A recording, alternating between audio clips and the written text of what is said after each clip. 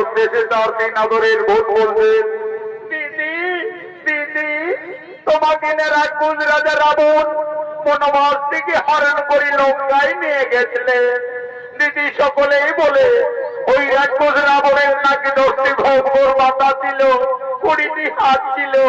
দিদি বলো না, সেই রাক্ষস রাবণ দেখতে কতই ভয়ঙ্কর ছিলেন। ওরে বোনরা, আমাকে দুরাচারী পাপিষ্ঠ রাবণ বনবাস থেকে হরণ করে লঙ্কায় নিয়ে যায় ঠিকই, কিন্তু আমি কোনদিন নন মনে রাক্ষস রাবণকে দর্শন করেছিলাম না। তবে আমাকে যেদিন আকাশপথে হরণ করে নিয়ে যায় লঙ্কায়, আমি সেই দিন সমুদ্রের জলে ওই ভয়ঙ্কর দানবের ছায়াটি দেখেছিলাম। ওরে বোনরা, সেই রাক্ষস রাবণ কতই ভয়ঙ্কর।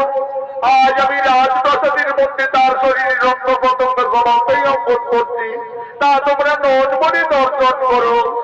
মা সীতা, রাক্ষস রাবণ দেখতে কতই ভয়ঙ্কর ছিলেন। আজই অযোধ্যা রাজপ্রাসাদের মধ্যে তার 10টি ভয়ঙ্কর রাক্ষসের মাথা, 20টি হাত, শরীরের রক্ত পতঙ্গ একের পর এক মা সীতা অঙ্কন করতে লাগলেন। সেই সময় মা জানকী 5 মাসের গর্ভবতী ছিলেন। মা সীতার নয়নে নিদ্রার আকর্ষণ জেগে উঠল। সেই রাক্ষসের ছবি অঙ্কন করতে করতে মা সীতা তার উপরেই নিদ্রা যাপন করিলেন। দিদি, মান্ডবী দিদি, ওই দেখো আমাদের সীতা দিদি রাক্ষস রাবণের ছবি অঙ্কন করতে করতে নিদ্রান্বিত হয়ে গেলেন। আমাদের সীতা দিদি 5 মাসের গর্ভবতী, তার বিশ্রামের খুবই প্রয়োজন।